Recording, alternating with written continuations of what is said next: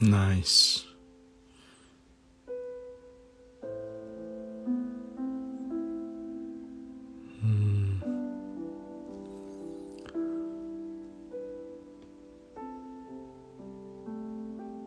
또 처음 오신 분들은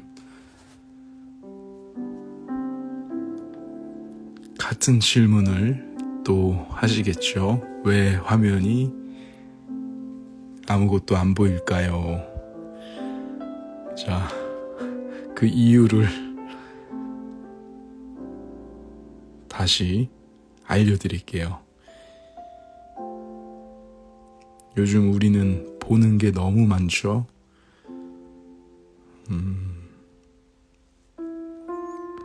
늘 고개를 숙이고 삽니다. 앞에 친구가 있어도 어머니랑 식당에서 뭘 주문해 놓고도 그래서 저는 그냥 통화하는 기분으로 화면을 검하게 목소리에만 집중하게 이렇게 새벽 통화라는 이름으로 라이브 방송을 하고 있습니다. 오프닝 거의 진짜 고정 멘트네요.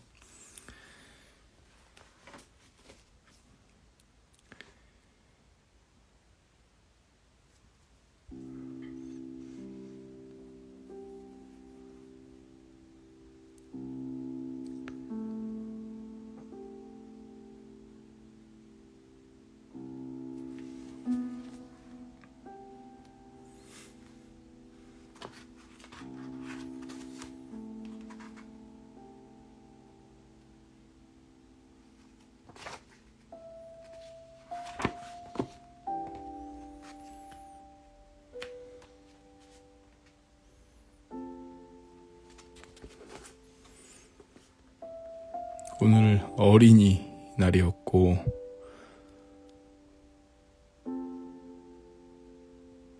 또 우리 어머니 아버지 결혼 기념일이기도 했습니다. 어린이날에 결혼하셨어요.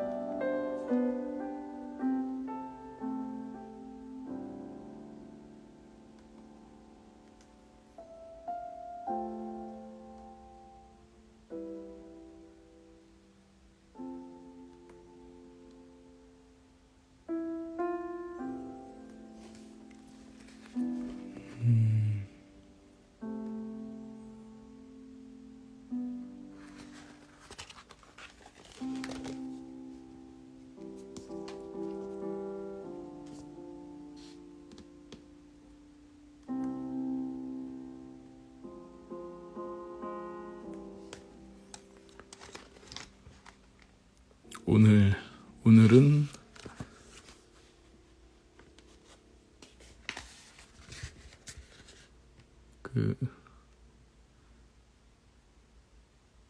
인생의 마지막 질문이라는 책이고요.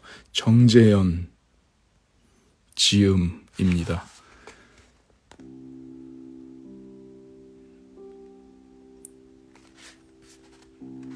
재밌는 부분들 읽어드릴게요.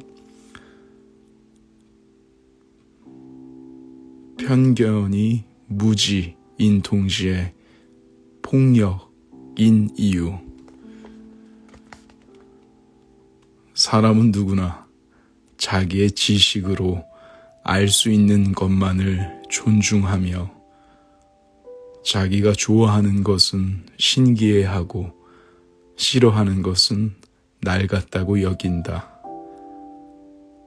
그러나 신기한 것이 변해 낡은 것이 되고 낡은 것이 다시 변해 신기한 것이 된다. 편견은 무지의 결과이며 인간의 편견보다 더 강한 것은 없다. 편견을 버리는 것은 언제라도 늦지 않다.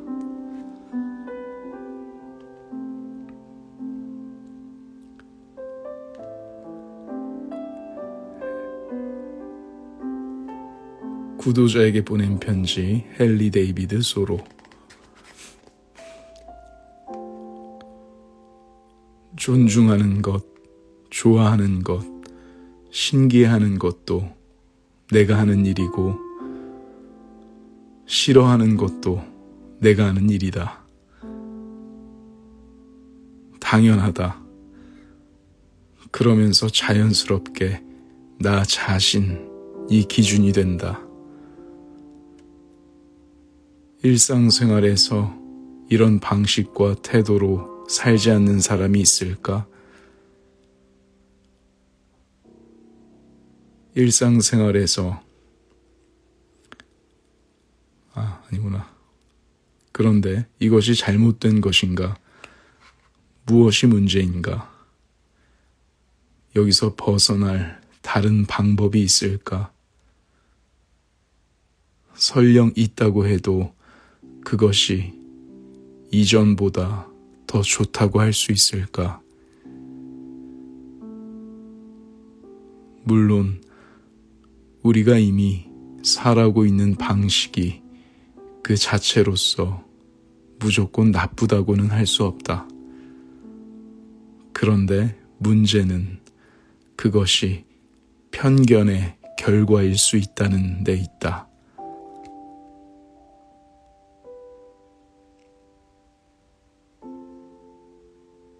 편견에는 두 가지 중요한 특징이 있다. 하나는 무지의 결과라는 것이고, 다른 하나는 아주 강하다는 것이다. 알지 못하는 것이 다른 어떤 것보다 강력한 힘을 발휘한다. 무지와 최강은 언뜻 보면 모순된 특징이다. 제대로 알지 못하는 것이라면 단호하게 주장하거나 강하게 내세울 수 없을 것으로 여겨진다. 주장에 근거가 없으니 힘을 잃을 수밖에 없다고 대부분 생각한다. 그런데 사상가 헨리 데이비드 소로는 편견이 가장 강하다고 했다. 편견이 강한 힘을 발휘할 수 있는 이유는 그것이 바로 무지이기 때문이다. 겉으로 보면 무지와 최강은 전혀 다른 특성으로 보이지만 이 둘은 사람 안에 함께 얽혀 있다. 무지에도 불구하고, 아니, 바로 무지이기 때문에 최강이다. 그리고 무지와 최강을 함께 얽는 것은 우리 자신이다. 왜 편견은 무지일까? 자신이 아는 한에서는 낡은 것이 곧 낡은 것이고, 신기한 것이 곧 신기한 것이다. 그런데 세상은 그렇지 않다. 낡은 것이 변해 신기한 것이 되고, 신기한 것이 변해 낡은 것이 된다. 그런데 자신이 아는 것만 존중하니 그것이 바로 무지가 된다. 세상은 우리가 알고 있는 대로만 움직여주지 않기 때문이다. 신기한 것이 낡은 것이 되는 것이야 시간이 지나면서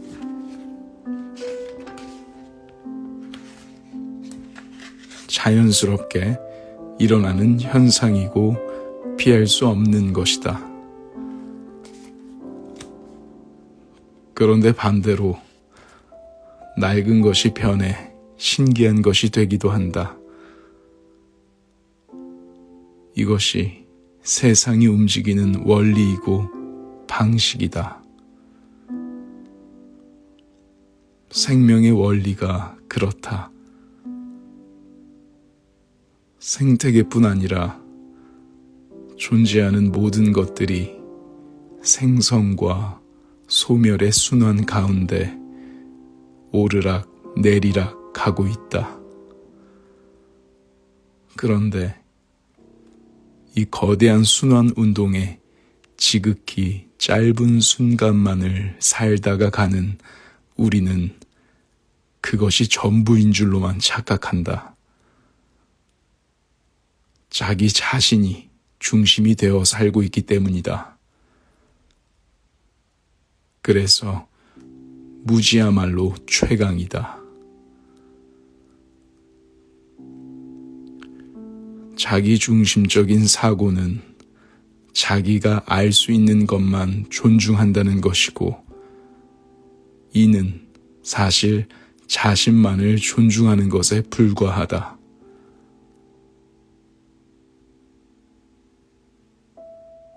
그러한 자기 존중은 계속해서 유지될 수 있는 성질의 것이 아니다.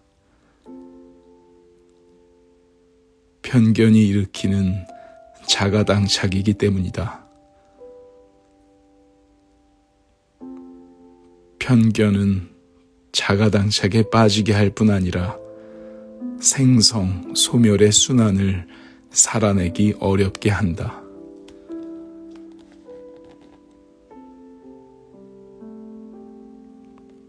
서로는 편견을 버리는 것은 언제라도 늦지 않다고 했다.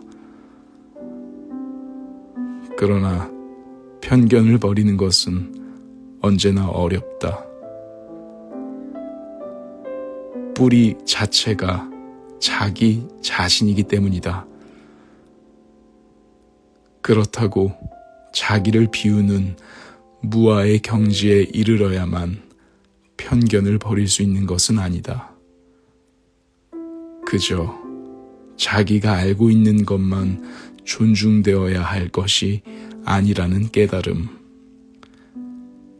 모르는 것이 엄청나게 많다는 것만 받아들여도 한 걸음 더 나아갈 수 있지 않을까 싶다.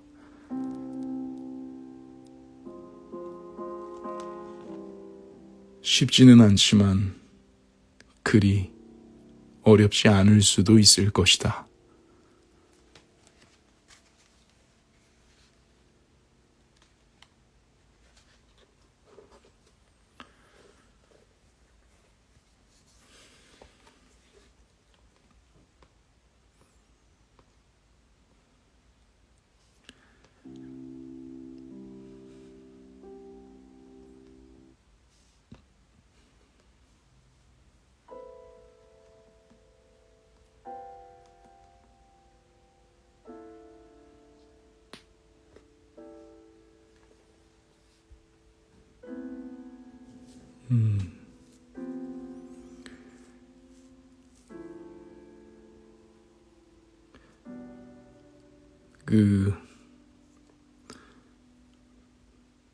이 편견을 느껴볼 수 있는 가장 좋은 직업군 중에 하나가 연예인입니다.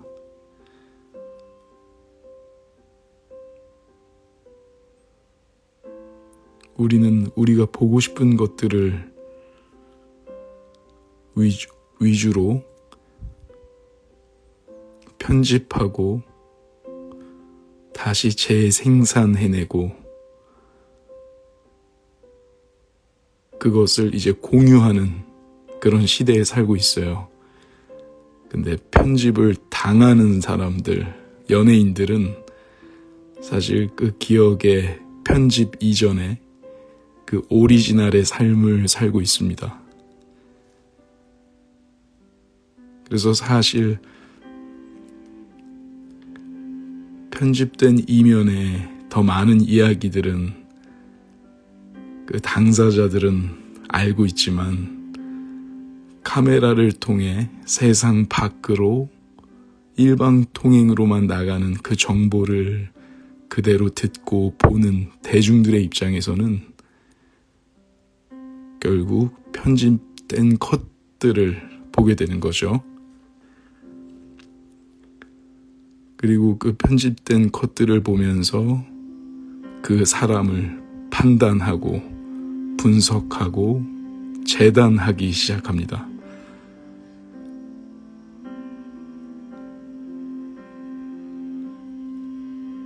그리고 각자 대중들 개인은 자기의 삶, 자기가 살아온 방식으로 그 TV에서 비춰지는 사람의 모습을 해석하기 시작해요.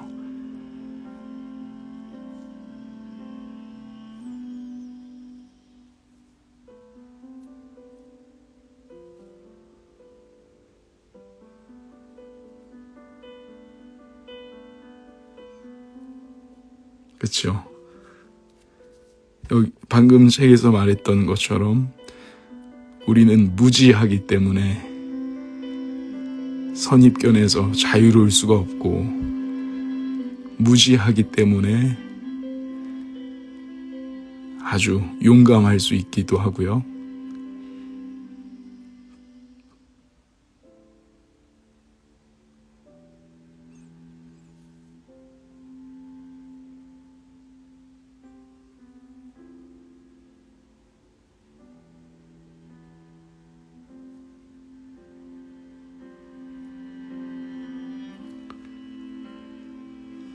인간관계도 그렇습니다. 모든 것들이 사실 우리 자신을 먼저 필터를 거치고 내 눈앞에 펼쳐진 것들을 계속 해석하게 되잖아요. 그래서 아픔과 상처가 많은 친구는 누군가 사랑을 줘도 그 사랑을 있는 그대로 받아들이기보단 왜 저러지? 또는 표현을 많이 못 받아봤던 친구는 사랑을 표현하는 거에 익숙한 친구를 만나면 오글거리게 왜 저러지? 다양한 어떤 사례들이 있죠.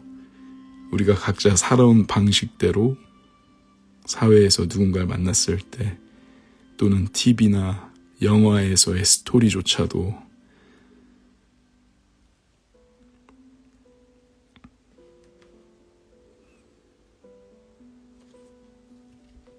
내 안에 평론가가 다른 누군가를 평론합니다. 하지만 느끼는 사람들은 사실 평론할 필요가 없죠.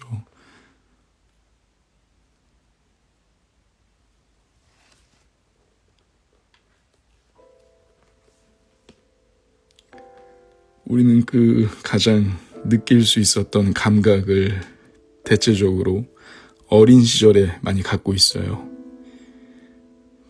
어릴 때 그 감각.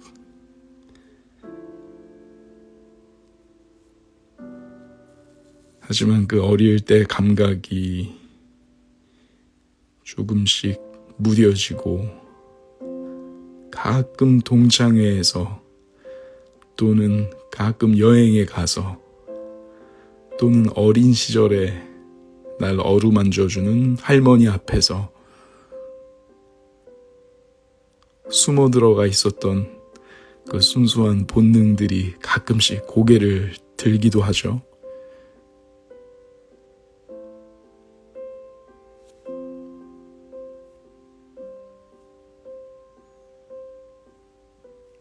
그래서 그런 감각들, 그런 새싹 돋아났던 그런 감정들을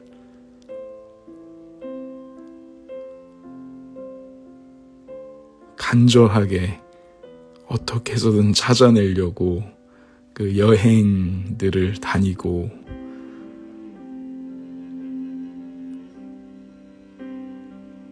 회사 생활하면서도 그 달력에 언제부터 언제까지 휴가 적어놓고 그걸 보고 또 오늘 하루를 견디는 직장인들도 있을 것이고요. 그렇죠?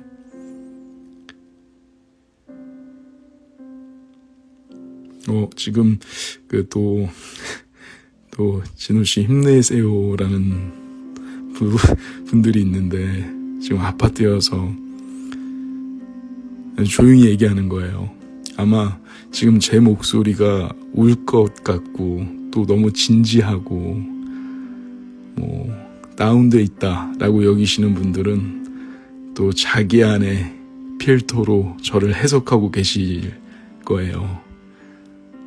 저는 지금 슬프지 않습니다. 걱정하지 마세요.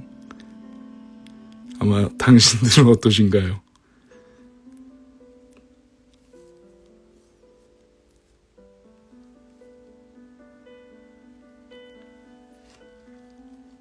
이만큼 우리가 늘 업텐션으로 분위기를 띄워야 하고 유야호를 외쳐야만 하는 왜들 그리 다운돼 있어 뭐가 문제야 say something 하지만 다운된 건 문제가 아닌데 자꾸 다운되면 분위기 다운시키지 마 라는 그 분위기와 강박에 누군가의 다운됨도 우리는 무슨 일 하냐? 라고 또 이런 시대예요. 지금 약간 이런 분위기들이 많이 감돌고 있는 것 같죠, 요즘.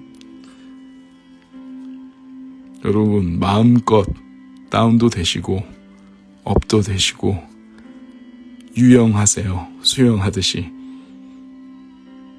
한쪽으로 치우치면 지치잖아요.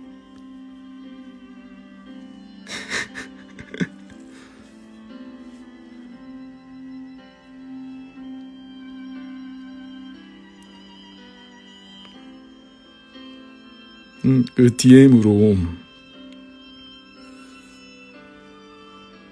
그쵸, 또 진지함이 단점으로 치부되는 분위기네요. 맞아요. 근데 대부분 그 쿨하고 어떻게 해서는 분위기를 띄우시는 분들이 DM으로는 굉장히 무거운 사연을 보내주신다는 사실 저는 알고 있습니다. 그러니까 혹시 여기 저는 너무 무겁고 진지해요 이런 걸로 주변 분들한테 그런 이야기를 듣고 계신 분들이 있다면 그건 절대 잘못된 게 아니고요. 그리고 다들 보이지 않는 곳에서 너무 극단적으로 업된 분들은 또 나름의 사연들이 있을 거예요. 어떤 작은 진지함 또는 작은 다운됨도 허용하지 못할 만큼 심신이 지쳐 있다는 반증일 수도 있으니까요. 우리 너무 모든 것에 안테나를 세우지 않아도 돼요.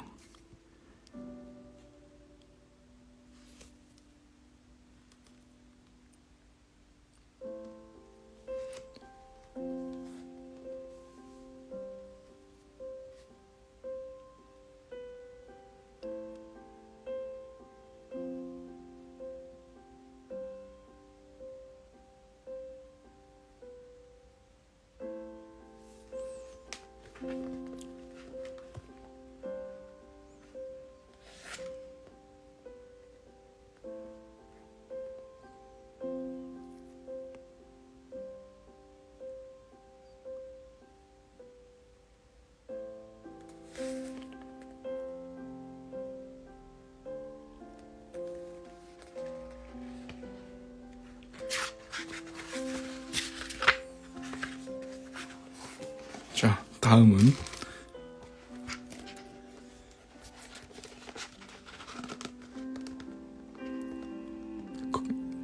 방금 얘기했던 우리가 왜 업도 중요하지만 다운도 중요한지 그 이야기를 좀 풀어낼 수 있을 것 같은 구절이에요.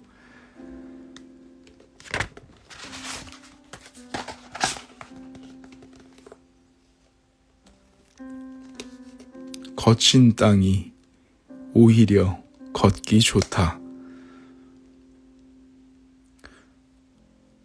우리는 갈등 없는 언어를 찾으면 삶이 매끈해질 것이라 생각했다. 그런데 그렇게 추려낸 아름다운 언어로 만들어진 세상은 너무도 매끈하여 미끄러웠다. 마찰이 없는 미끄러운 얼음판으로 잘못 들어섰던 것이다. 갈등이 없는 언어를 찾는 것은 이상적인 것이었지만 그로 말미암아 우리는 걸을 수 없게 되었다. 그러나 우리는 걷고 싶다. 그러므로 마찰이 필요하다. 거친 땅으로 되돌아가자. 갈등의 삶으로 되돌아가자.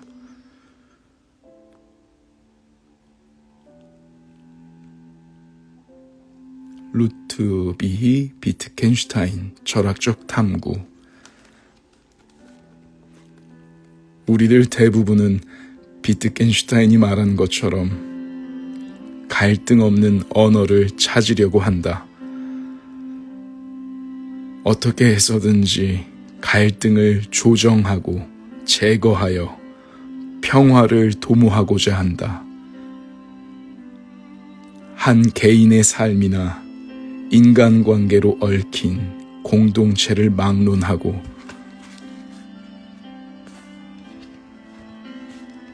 그러하다. 사실 갈등을 좋아하거나 편안해하는 사람은 없을 것이다. 물론 예외적으로 즐기는 사람도 있겠지만 그 역시 궁극적으로는 갈등의 해소를 바라고 있을 것이다.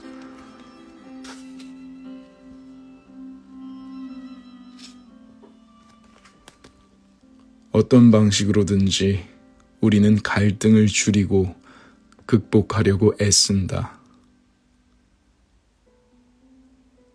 사소한 긴장에서부터 크고 작은 충돌이 빈번한 우리 삶에서 갈등 조정은 필수 과제이기까지 하다.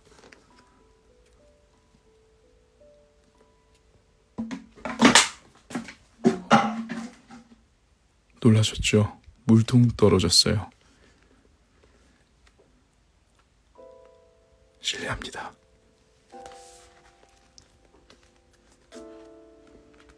그러나 갈등을 조정하는 방안들을 끌어내고 서로 조율하는 과정은 그리 쉽지 않다. 그래서 좋은 게 좋은 거라면서 서로 받아들일 만한 언어들을 찾아 주고받는다. 그렇게 해서 추려진 아름다운 언어들이 우리 주변엔 적지 않다.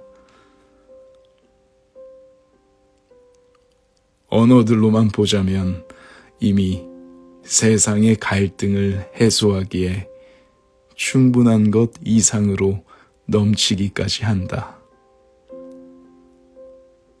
아름다운 언어를 주고받고 있다 보면 세상은 일사천리로 매끈하게 굴러갈 것처럼 보이기도 한다. 개인들의 관계는 물론이거니와 이익 집단 사이도 그렇게 아름다운 언어로 소통하면 참으로 매끈하다. 국제관계 역시 마찬가지다. 그런데 비트겐슈타인은 그렇게 다듬어낸 아름다운 언어가 세상을 매끈하게 하다 못해 급기야 미끄러지게 한다고 말한다. 왜 그럴까? 현실과 동떨어진 언어이기 때문이다. 미사여구들로 포장된 세상은 현실이 아니기 때문이다. 암의 차원에서 보면 매끄러운 세상이지만 삶의 현실에서 매끄러운 것은 미끄럽다. 미끄러짐은 현실로부터 밀려난다는 것을 가리킨다. 그러니 걸을 수 없게 된다.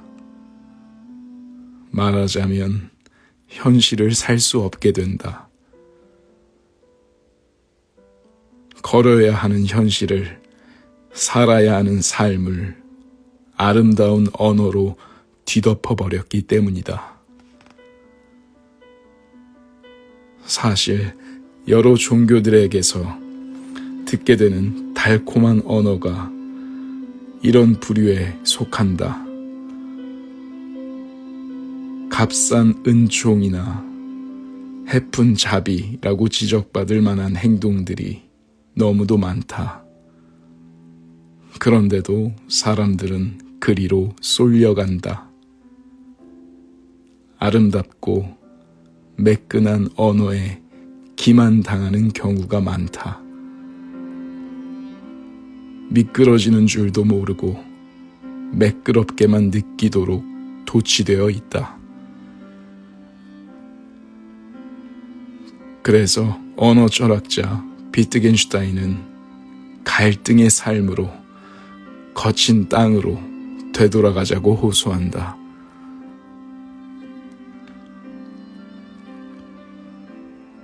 왜 애써 되돌아가자고 할까? 갈등 없는 아름다운 언어가 당장은 매끄러운 세상을 만들어준다 할지라도 곧 사람들을 미끄러지게 할 수 있기 때문이다.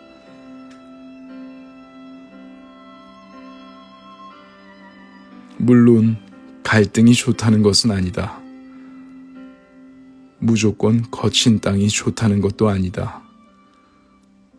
다만 거친 땅에서는 미끄러지지 않을 수 있다. 걸어갈 수 있고 심지어 중간에 쉬어갈 수도 있다. 미끄러질 수밖에 없는 얼음판에서는 꿈도 꿀 수 없는 쉼터가 오히려 거친 길에 있다. 마찬가지로 갈등은 무조건 없애버려야 할 것이라기보다는 삶에 머무르듯 스쳐가는 마찰이다. 거친 길이 쉼을 주듯이 말이다.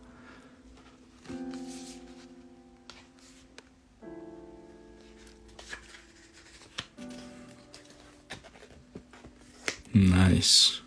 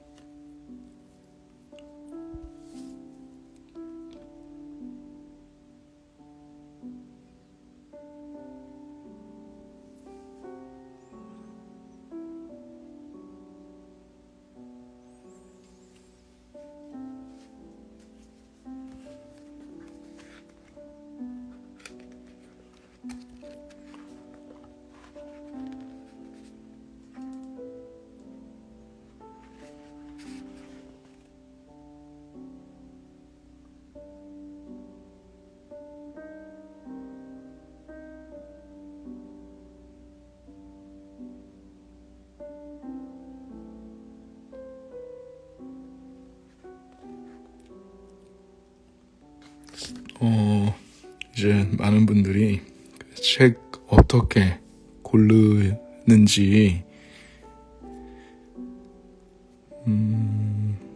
저는 저의 개인적으로는 저는 고서를 좋아하고요. 인문학 좋아하고요. 그리고 시집 좋아하고요. 그래서 서점을 가서 좀 제목이 뭔가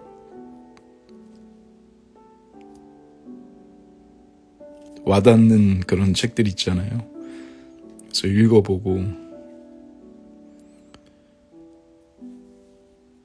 그렇게 고르는 편이에요.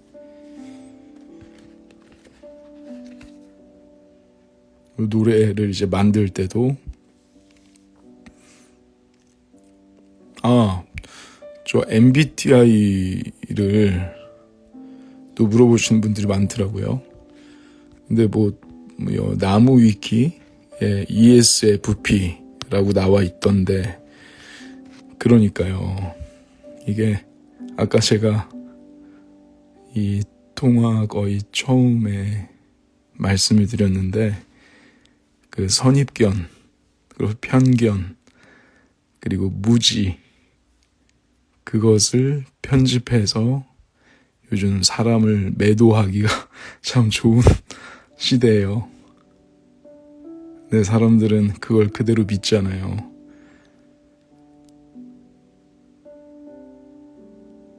저 그거 아니에요. 나무위키 거짓말쟁이.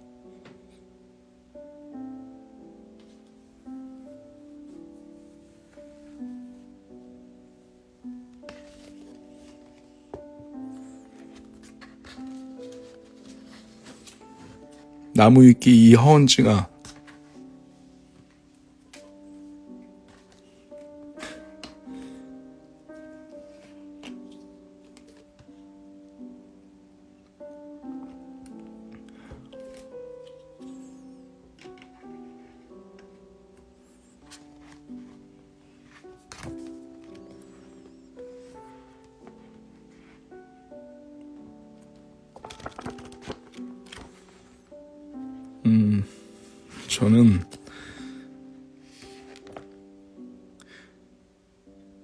저는 파이팅 넘치는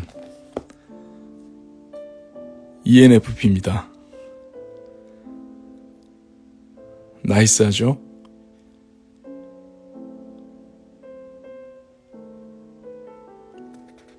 어떤 건지 궁금한데, 또 아까 81PEJ님이 그 검사 제일 좋아하는 나라가 한국이래요.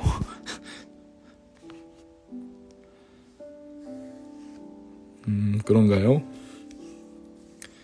저도 하도 검사하라, 이거 해봐라, 카톡에 한참 그런 걸 계속 보내는 그 집단들이 있잖아요. 그래서 계속 안 하다가 했었는데 ENFP였어요.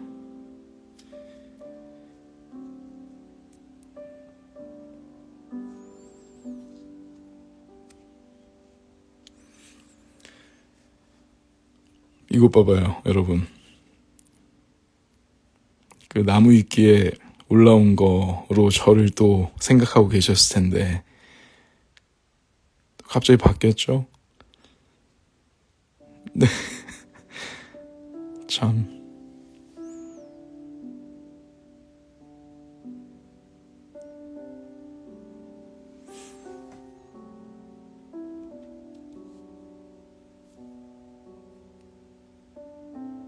물론 ENFP는 저를 담을 수 없습니다. 아마 여러분들도 똑같겠죠? 그 테스트는 여러분을 담을 수 없어요.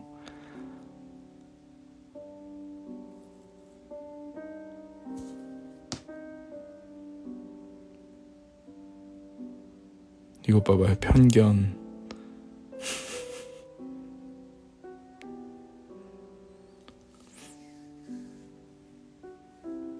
궁금증 해결하셨으면 됐습니다. 네. 아니, 질문을 많이 해주셔서 이걸 꼭 알려드려야겠다 했어요.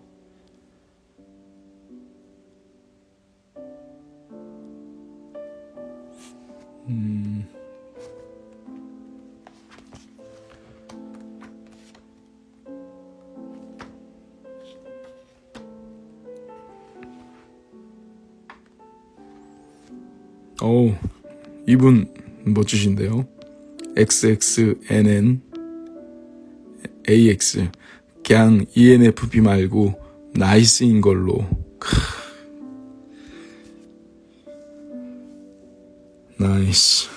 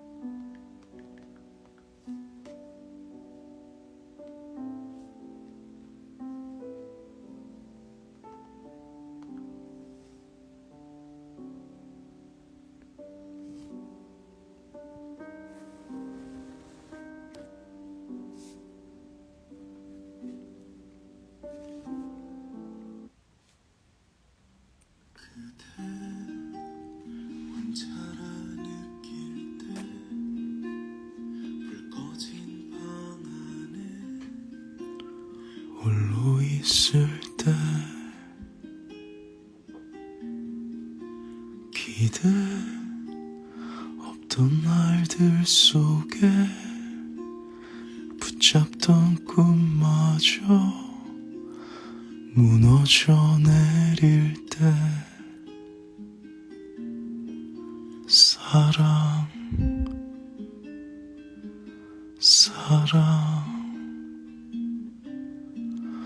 홀로 내버려진 기분에 사랑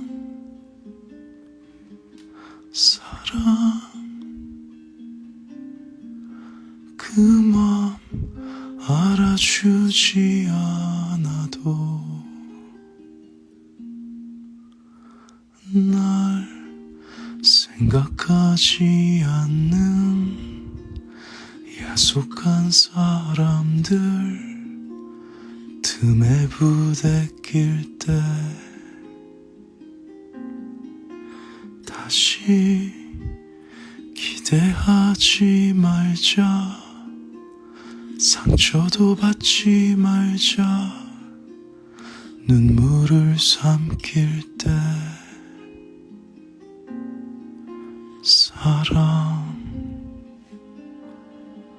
사랑 홀로 내버려진 기분에 사랑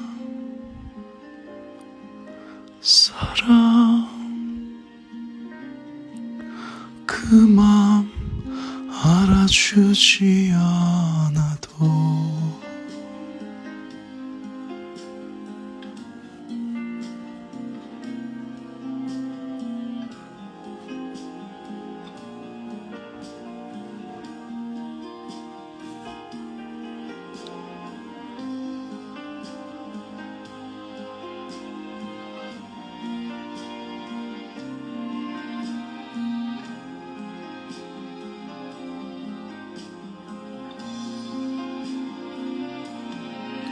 사랑 초라한 맘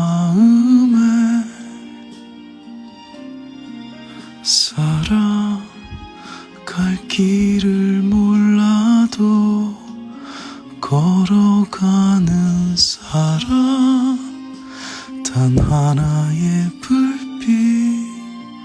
불빛처럼 그대 맘 비추는 따뜻한 노래 되리. 사랑, 사랑.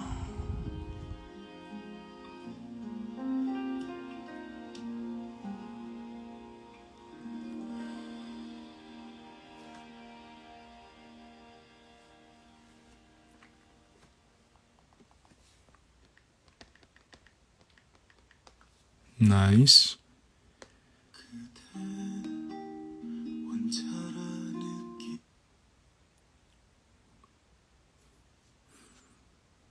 자장가죠.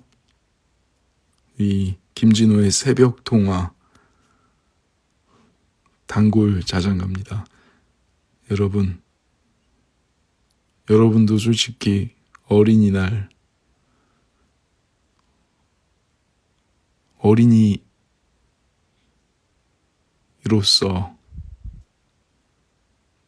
즐기고 싶지 않으신가요? 여러분들 어린이인 거 다 알고 있어요.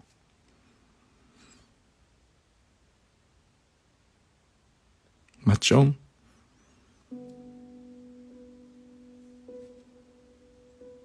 저는 철부지거든요.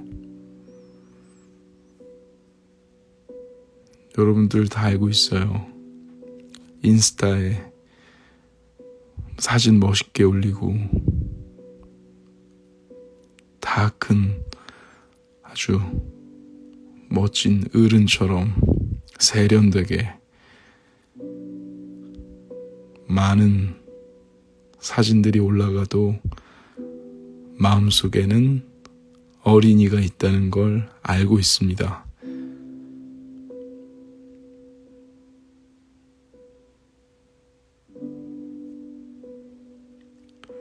지금 5월 5일이 지났으니까요. 지금 오늘 5월 6일은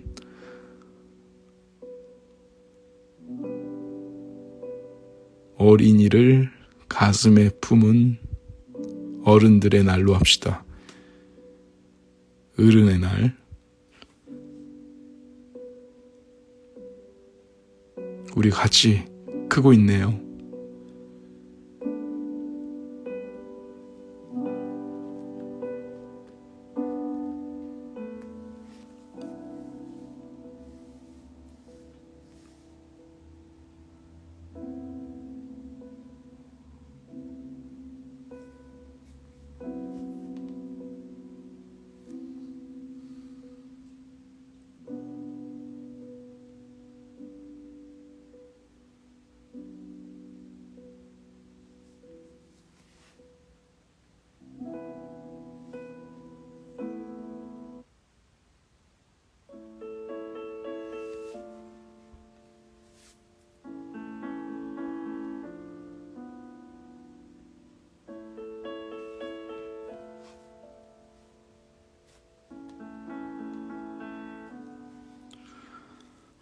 알고 있지 내 마음 보이진 않아도 서로 닮은 그림자를 마주하고 있어. 알 것 같아 고요한 호흡을 느낄 때면 깊은 강을 헤엄쳐 왔을 지친 너를 생각해.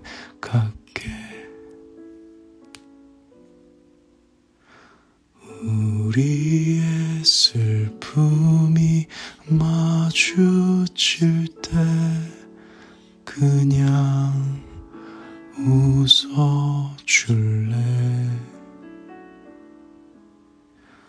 알고 있잖아 우리 짙은 마음의 무게를.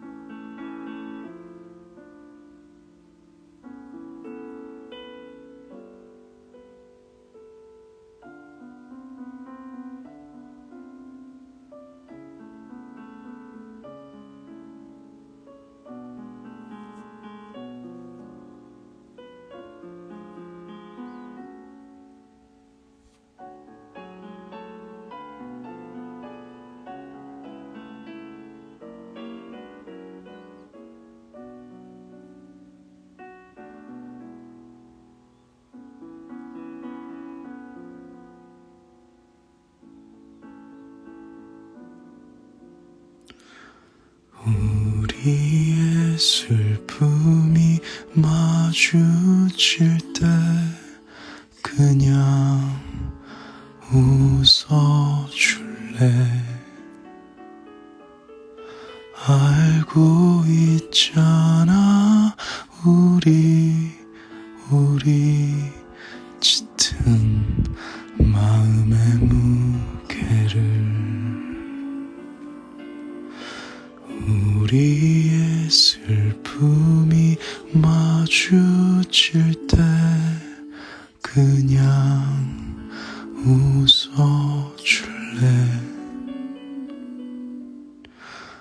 알고 있잖아 우리 짙은 마음의 무게를.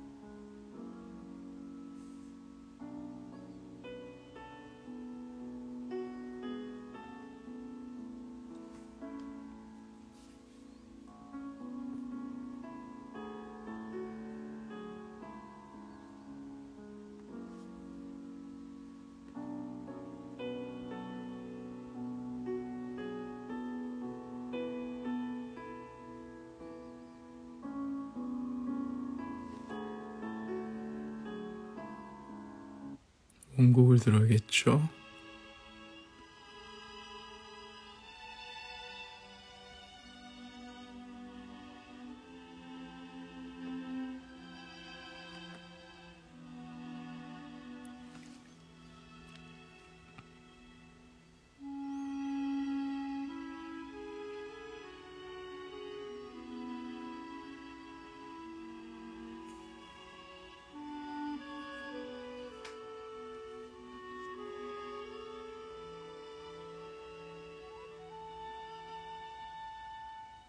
처음 느낀 그대 눈빛은 혼자만의 오해였던가요.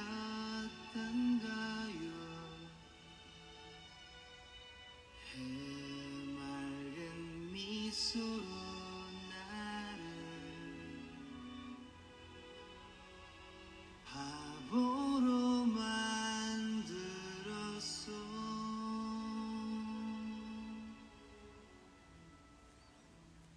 내 곁을 떠나가던 날 가슴에 품었던 분홍빛에 수많은 추억들이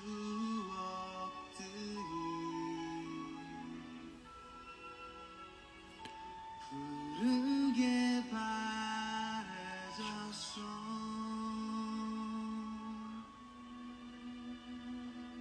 어제는 떠난 그대를 잊지 못하는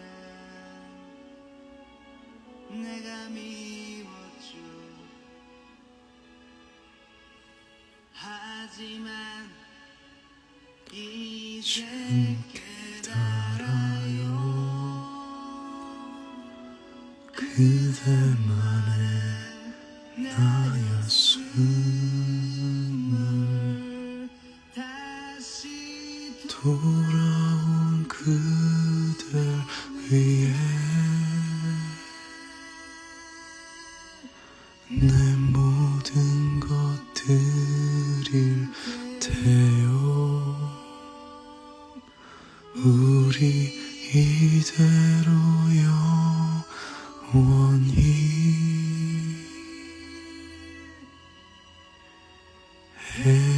헤어지지 않으리.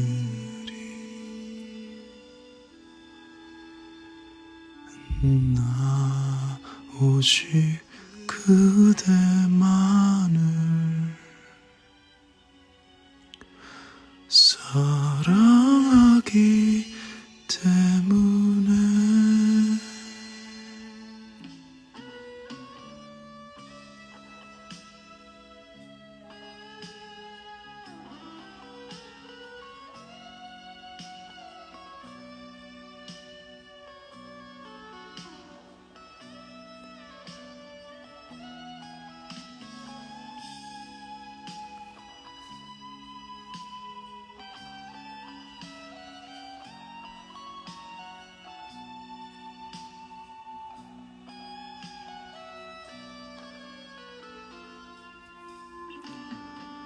고단한 그대를 향해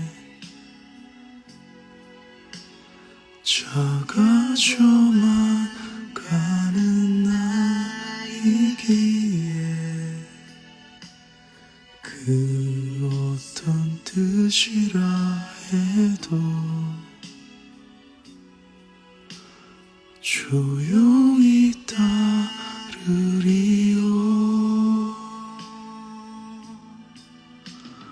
어제는 지난 추억을 잊지 못하는 내가 미웠죠. 하지만 이제 깨달아요. 그대만의 나였음을.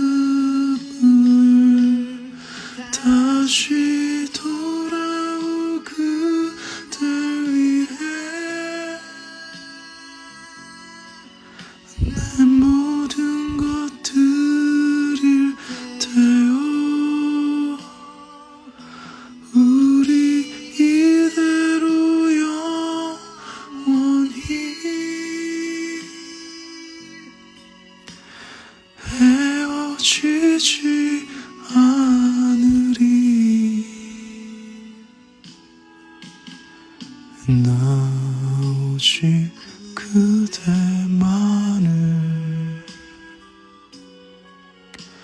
사랑하기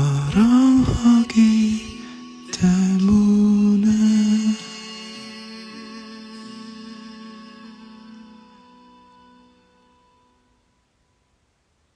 사랑하기 때문에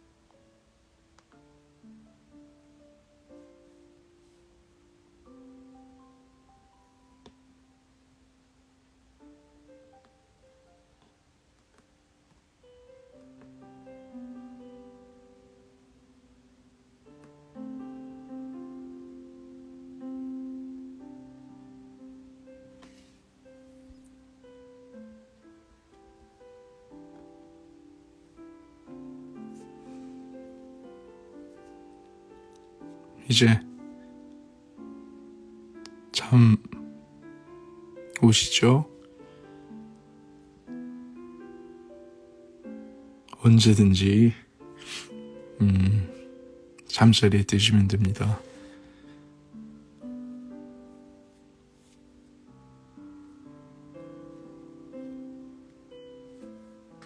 딱 한 챕터 더 읽어드리고 종료할게요.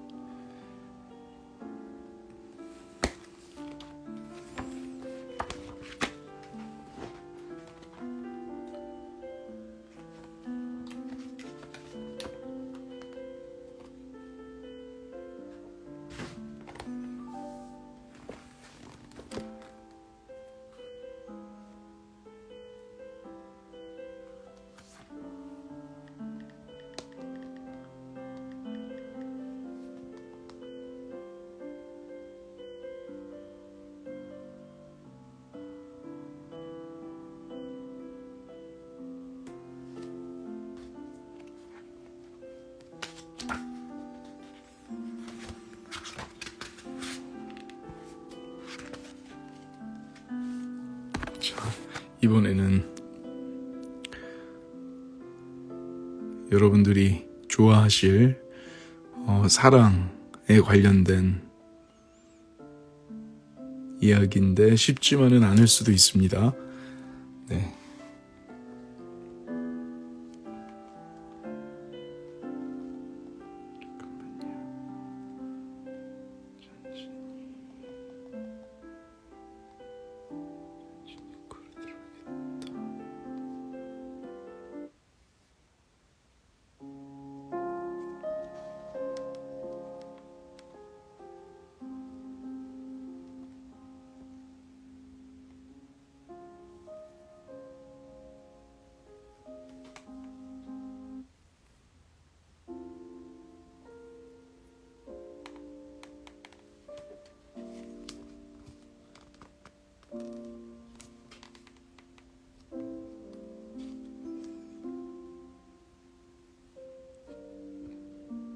공상적 사랑과 실천적 사랑. 공상적 사랑은 기분 좋은 사랑이다. 인류애까지로도 확장되는데 범위가 넓고 크지만 결국 추상적이다. 칭찬거리가 되기도 하고 자랑하기 위한 것도 있다. 그러나 실천적 사랑은 개인 단위로 구체적인데 책임과 의무가 따르는, 그래서 쉽지 않은 사랑이다. 심지어 아픈 사랑이다. 여기서 사랑은 정신의 한 요소인 감정이 아니라 온 몸과 마음이 얽힌 실천이다. 중노동이다. 그래서 견디어내는 것이라고까지 새겨진다. 나는 존재한다. 고로 사랑한다. 고까지 하는 경지이다.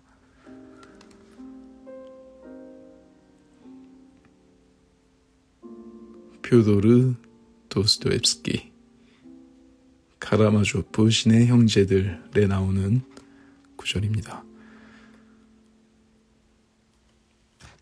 러시아의 대문호 톨스토이는 세상에 있는 모든 책은 다 불태워도 도스토옙스키의 책만은 남겨놓아야 한다고 했다. 그 중에서도 카라마조프 신의 형제들은 대표작이다. 이 작품은 한 가정의 몰락에서 인간성을 심도 있게 드러내는 불후의 명작으로 손꼽힌다. 하느님과 악마가 서로 싸우는데 바로 그 전쟁터가 인간의 마음이라는 장남 드미트리의 대사를 비롯하여 인간을 깊이 있게 통찰하는 명대사가 넘쳐나고 선과 악이 무자라듯 갈라질 수 없는 실타래의 얽힘이 줄거리를 포괄하는 주제의식으로 나타난다. 여기서 세세한 줄거리를 소개하진 않더라도 특별히 주목을 요하는 구절로 사랑에 대한 한마디를 곱씹어 보고자 한다.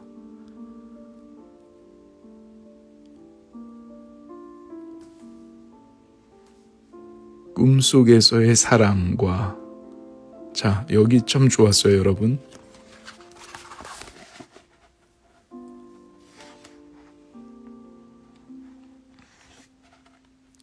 여기서부터는 조금 쉬울 거예요.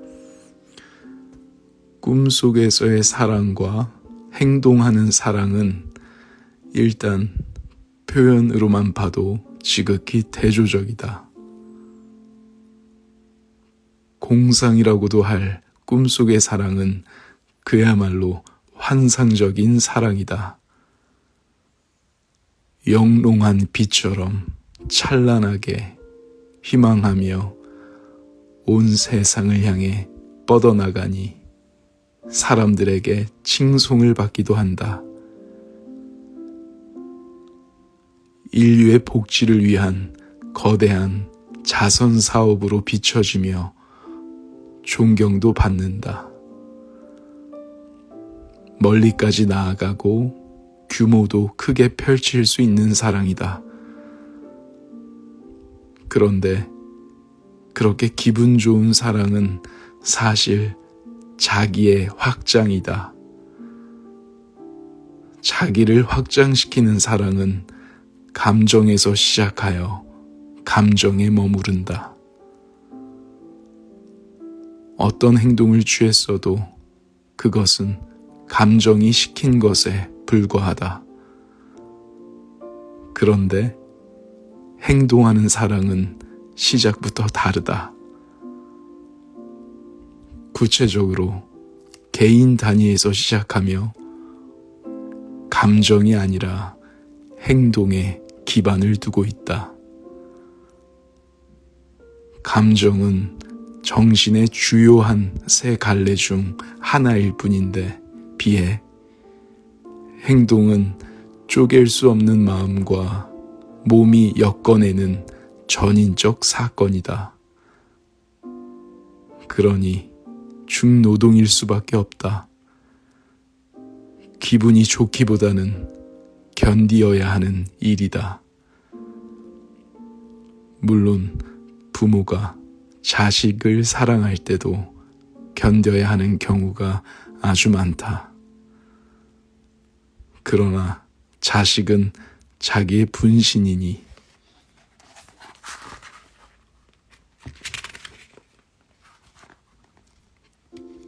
자기의 확장이기도 하다. 그러니 본능적으로 하는 사랑이다.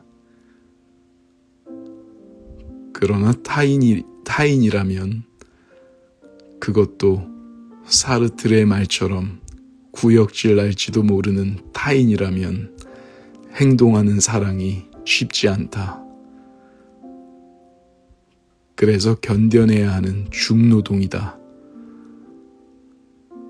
꿈속에서의 사랑이라고 했지만 이는 자기를 확장하는 것이니 결국 자아 집착이 그 근본 동기다. 이런 사랑으로 기분이 좋다면 자기 도취의 쾌감 때문일 수 있다. 분명하게 대상이 있고 타자가 있지만 모두 자기를 둘러싸고 있는 들러리일 수밖에 없다. 그런데 행동하는 사랑은 자기를 넘어서야 하는 노력이 필요하다. 그런데 자기를 초월하는 것이 어디 말처럼 쉬울까?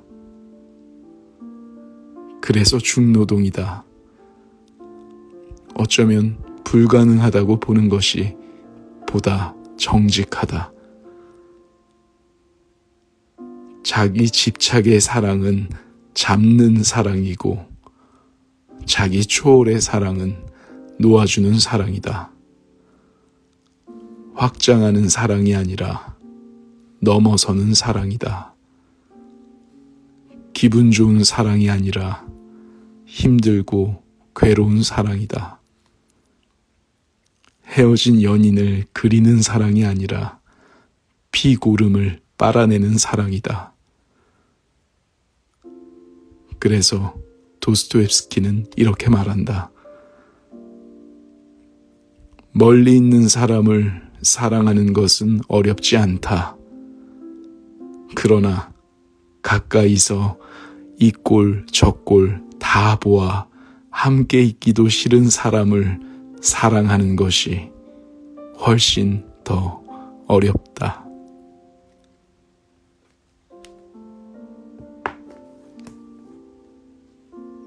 나이스.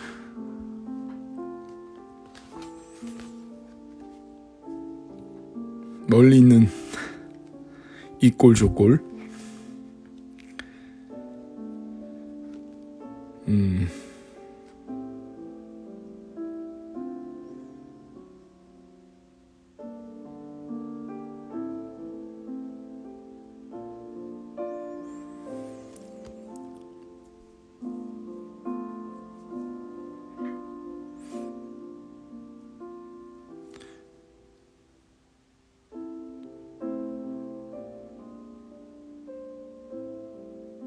이 책 제목은요, 혹시 또 못 들으신 분이 계실 테니까요.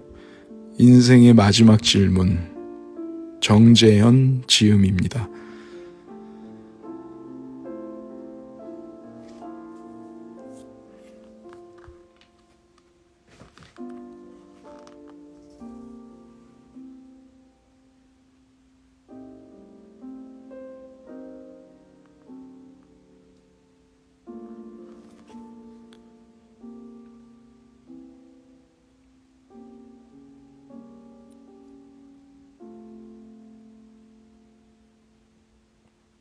이런 류 책들 안 좋아한다고 생각했는데 오빠 덕분에 생각이 바뀌었어요. 네, 우리가 그 자기계발서 두드러기들이 염증들이 많이 생겼을 것 같아요. 근데 그것 또한 선입견일 수도 있을 거예요. 자세히 들여다보기 이전에 우리는 이미 어떤 그 시대적인 흐름이 너무 과한 현상에 좀 두드러기 내거나 멀리하고자 하는 그런 스타일의 사람들도 있잖아요. 근데 진심으로 그 안에서 어떤 자기 개발이라는 그런 좀 딱딱한 테두리 말고 더 의미 있고 더 진심의 책들을 꾹꾹 눌러 쓴 작가들도 많거든요.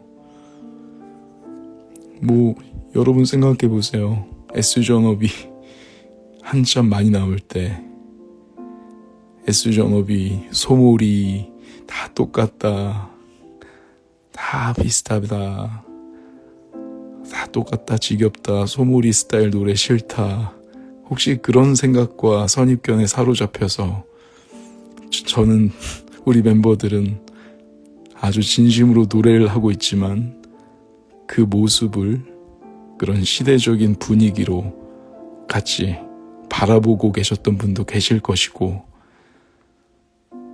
그렇죠? 비슷한 것 같아요.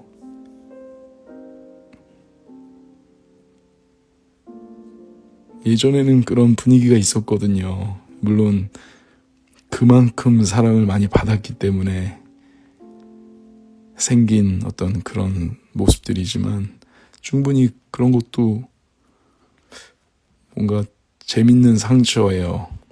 아주 건강해질 수 있는.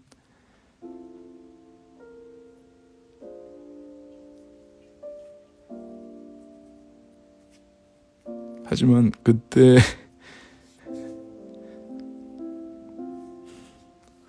재밌긴 하더라고요.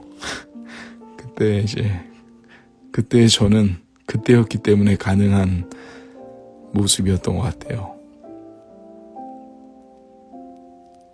그 시절에 우리 멤버들이 그때였기 때문에 할 수 있었던 좀 행복한 시절이었어요. 그러니까 결국 다시 그걸로 돌아가서 스타일을 두지 않는 게 참 좋은 것 같아요. 내 스타일은 이런 거야. 나는 저런 스타일 싫어해. 이러면 점점 그 스타일에 갇혀서 생각하게 되고 그 스타일을 이미 내 마음속에 둔 상태로 모든 것들을 해석하거나 받아들이게 되기 때문에 더 다양한 감정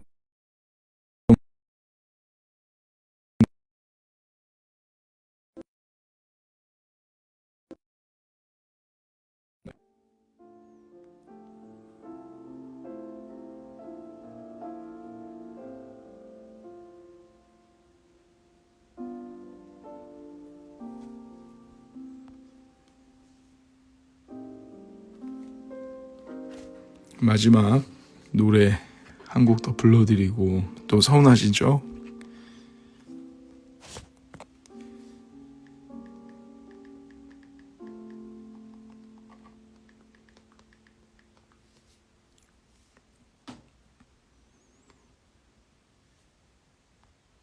지금 방금 그 배터리가 얼마 없다고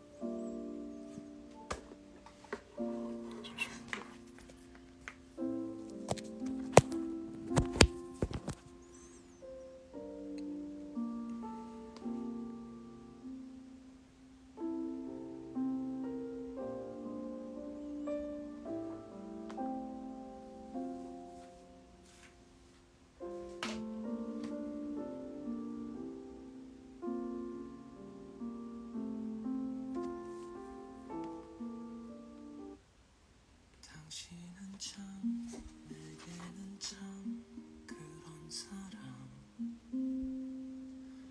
바보인 날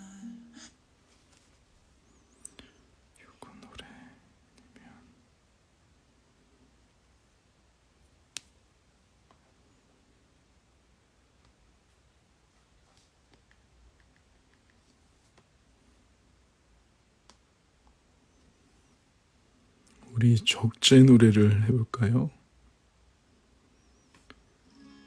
찬 바람이 조금씩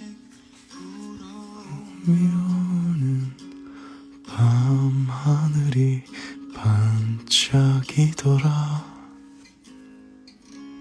긴 하루를 보내고 집에 들어가는 길에 네 생각이 문득 나더라. 어디야 지금 뭐해? 나랑 별 보러 가지 않을래? 너희 집 앞으로 잠깐 나올래? 가볍게 걷었다 나 걸치고서 나오면 돼.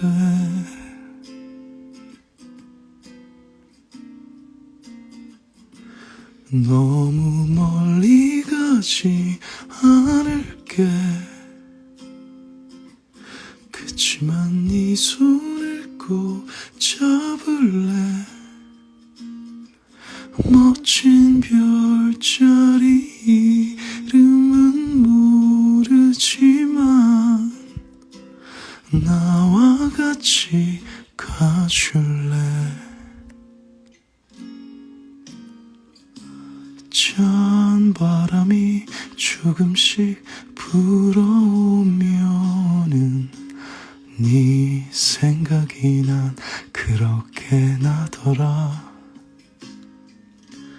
긴 하루 끝 고요해진 밤거리를 걷다 니은 하늘이 너무 좋더라.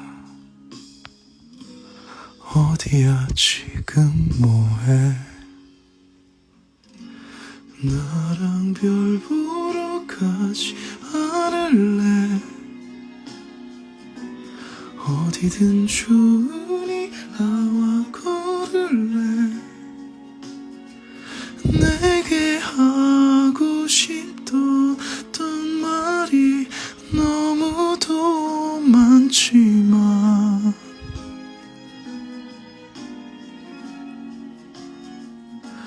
너무 서두르지 않을래. 그치만 네 손을 꼭 잡을래. 멋진 별자리 이름은 모르지만 나와 같이 가줄래.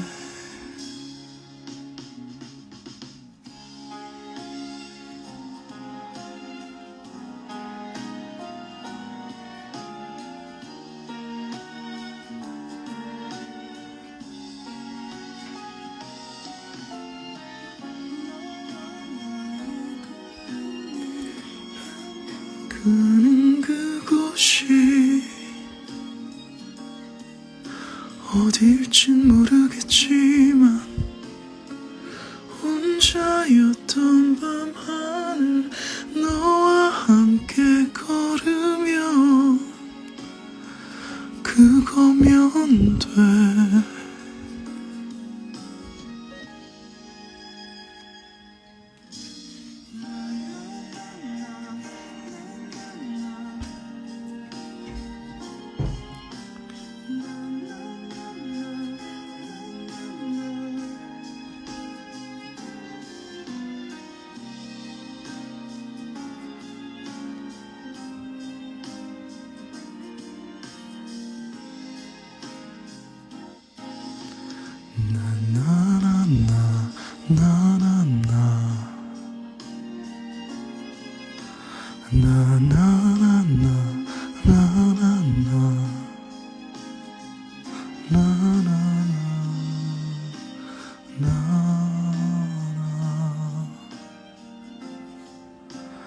나와 같이 가줄래.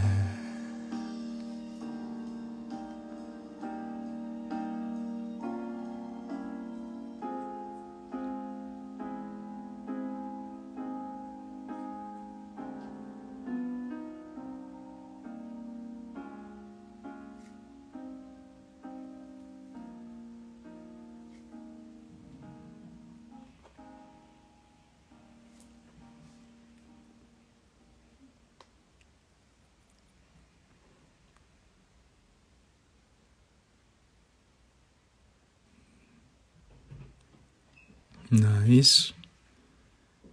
자,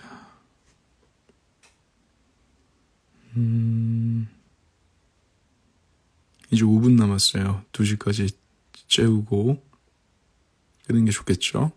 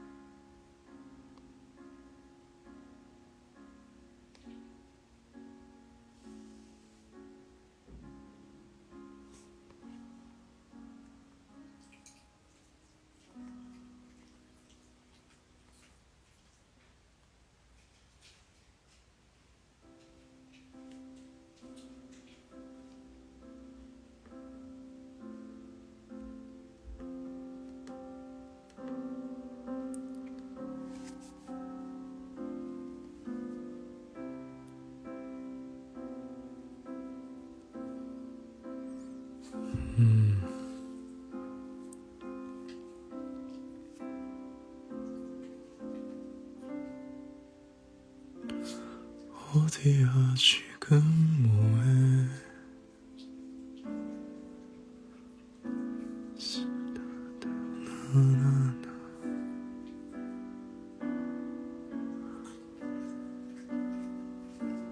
지금 저희 집 강아지가 핥고 있습니다. 자기 발을. 준디 찡. 준디. 자, 잠시만.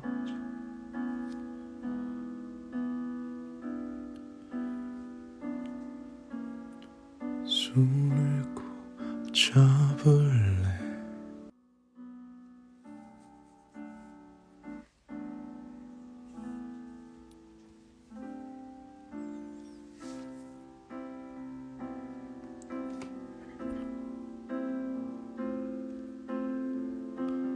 네 생각이 난 그렇게 나더라. 긴 하루 끝 고요해진 밤꿈.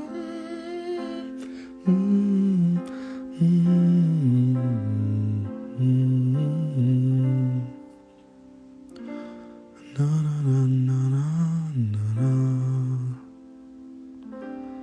이제 1분 남았습니다.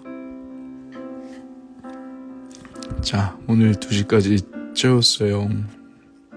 지금 여기는 아파트여서 소리를 최대한 작게 내야 되는 상황인데도 불구하고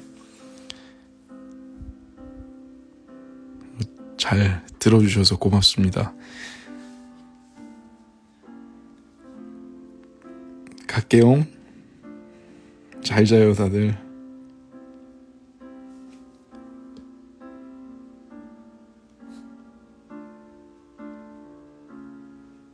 모두 여전히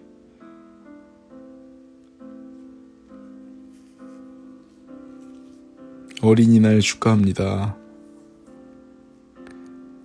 수고 많으셨어요. 뿅.